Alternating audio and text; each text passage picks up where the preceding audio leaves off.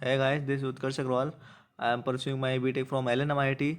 I am going to discuss the questions of JEE 2023 Shift 1 paper of Physics.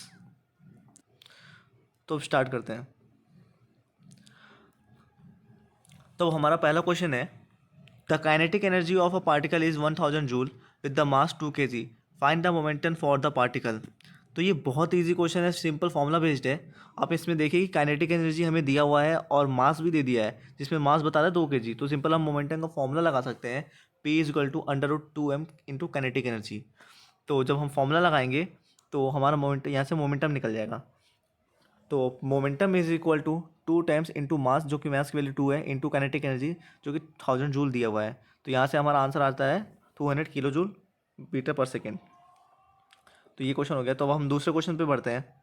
दूसरा question हमारा कह रहा है, a particle is projected vertically upward reaches 136 metre height, what will be the maximum range for the particle projected with the same speed. तो ये भी simple formula based question है, जो कि इसमें बता रहा है कि जो पार्टिकल हमारा वर्टिकली अपवर्ड फेंका है, जो कि मैक्सिमम हाइट पे जो गया है 136 मीटर। तो हमारी मैक्सिमम हाइट यहाँ से पता चलेगी 136 मीटर दिया है। तो सिंपल हम हाइट का फॉर्मूला लगा सकते हैं, जो कि होता है u²/2g।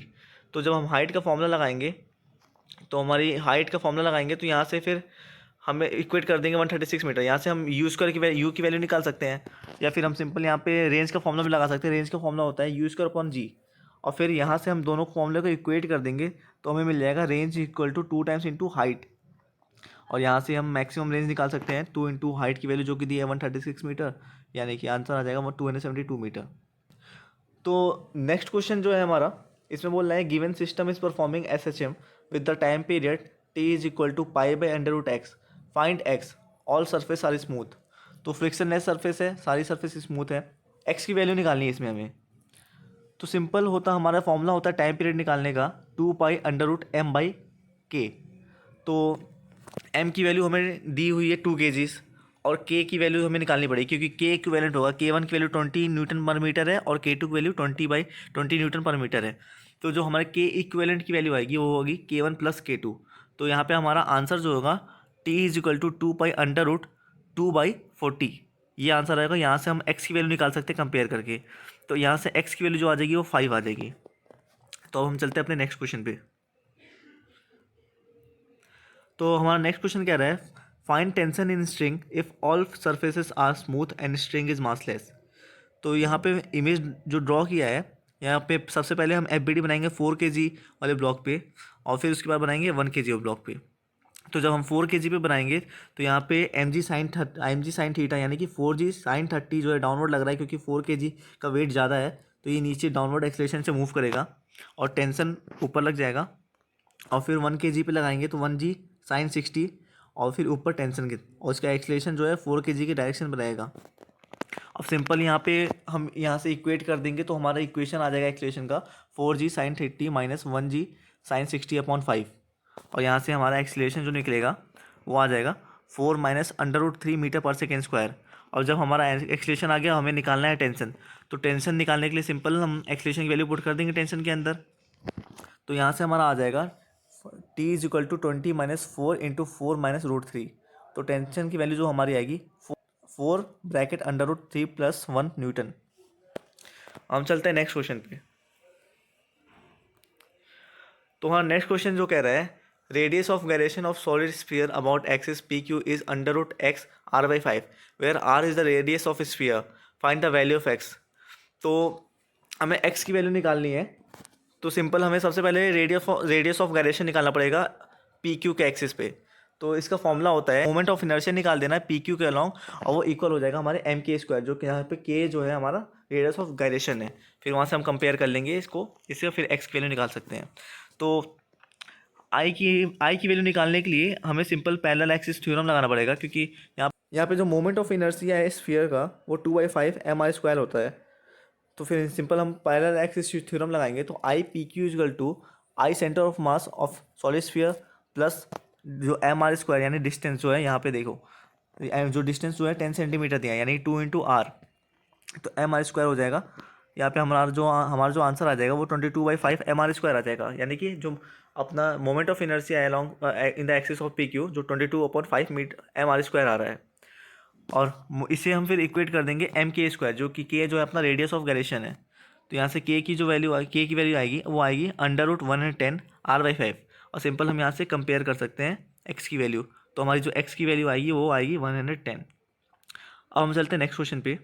तो नेक्स्ट क्वेश्चन जो कह रहा है, if equation of wave is given by y = 0.05 sin 2x-4t, find velocity of wave. ये बहुत ईजी क्वेश्चन, सिंपल फॉर्मूला लगा देना हमें, जो कि होता है वेलोसिटी निकालने का फॉर्मूला होता है coefficient of t upon coefficient of x। तो सिंपल यहाँ पे जो कोफिशिएंट ऑफ t है 4 है और कोफिशिएंट ऑफ x है वो 2 है। तो यहाँ से हमारा आंसर जो आ जाएगा 2 मीटर पर सेकेंड। हमारा नेक्स्ट क्वेश्चन ये है, in a hydrogen atom first line wavelength of Paschen series is lambda = 720 nanometre. तो पार्सन सीरीज होता है जो पे जहाँ पे हमारी जो वेव वो लाइन्स होती हैं वो थर्ड पे आती हैं, n = 3 पे आती हैं। उसके बाद बोल रहा है find out second line wavelength of the same series. तो फर्स्ट लाइन वेवलेंथ हमें दिया हुआ है पार्सन सीरीज का। फर्स्ट लाइन वेवलेंथ क्या हो जाएगा, जो हमारी जो लाइन्स हैं वो 4 से 3 आ रही हैं फर्स्ट लाइन, और हमें निकालना क्या है वेवलेंथ, जो n की वैल्यू जो है 5 से 3 आ रही है वो हमें निकालना है। तो हम सिंपल फॉर्मूला लगा देंगे 1/λ = r1/n1² - 1/n2²। तो यहाँ से हम सिंपल कंपेयर कर सकते हैं। फर्स्ट लाइन वेवलेंथ के लिए हम ये लिख देंगे 1/λ1 = 1/3² - 1/4²। और सेकेंड लाइन वेवलेंथ के लिए हम ये लिख सकते हैं 1/λ1 = r 1/3² - 1/5²।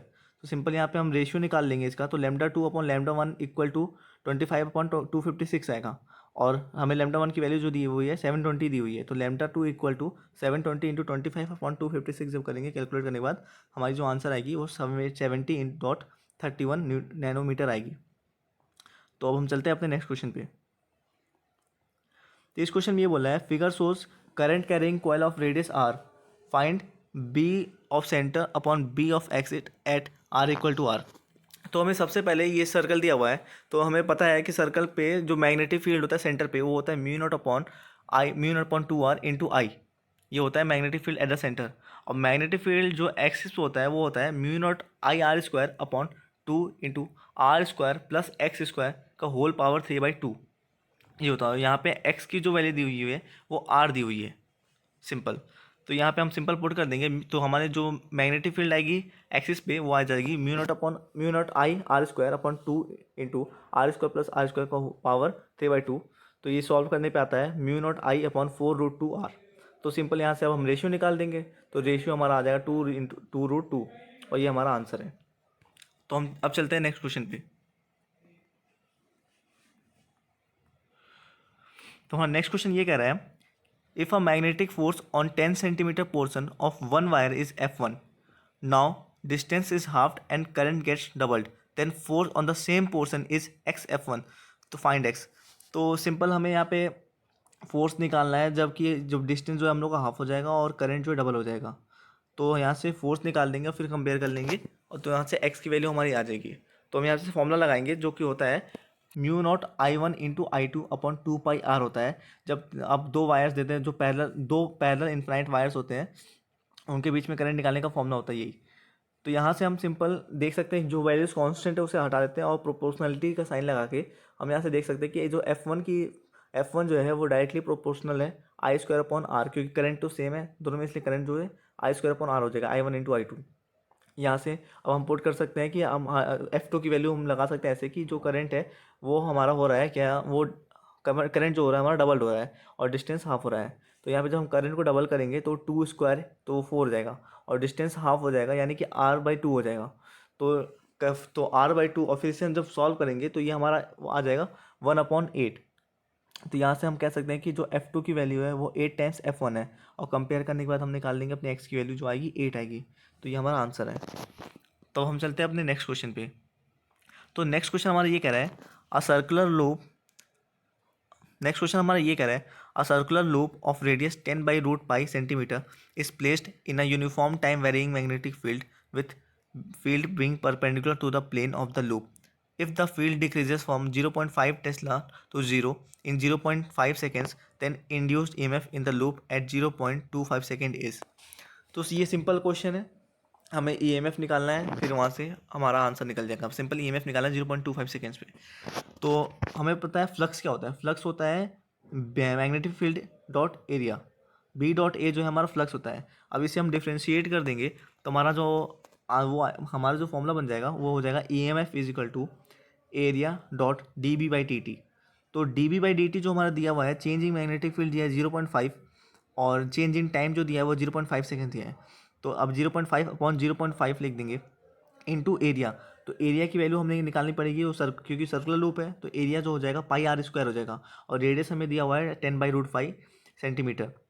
तो इसे सॉल्व करने के बाद हमारे पास आ जाएगा 0.01 वोल्ट। तो इसे हम मिली वोल्ट्स में कन्वर्ट कर लेंगे इंटू 1000 करके।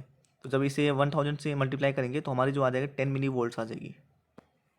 अब ये वीडियो बहुत ही बड़ा हो चुका है, तो यहाँ पे ही अभी इसे पार्ट 1 समझ के यहाँ पे ही ख़त्म करता हूँ, और इसका नेक्स्ट पार्ट जो है मैं बाद में अपलोड कर दूँगा।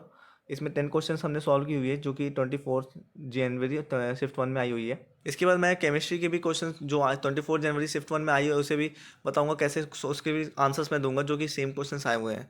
तो अगर आपने मेरा चैनल सब्सक्राइब नहीं किया तो सब्सक्राइब कर लो, और कोई भी डाउट हो तो कमेंट में पूछ लो, और जो कोई भी क्वेरी हो इस क्वेश्चन से रिलेटेड तो आप कमेंट में डाल सकते हैं। और जो जो वीडियो आपको चाहिए नेक्स्ट शिफ्ट के बारे में कि मतलब अगले शिफ्ट में क्या क्या क्वेश्चंस आया उसे कैसे सॉल्व कर सकते हैं, उसका एक्चुअल आंसर क्या है, तो आप मुझे कमेंट में डाल दो, मैं उसके रिलेटेड वीडियो बना दूंगा। Thank you.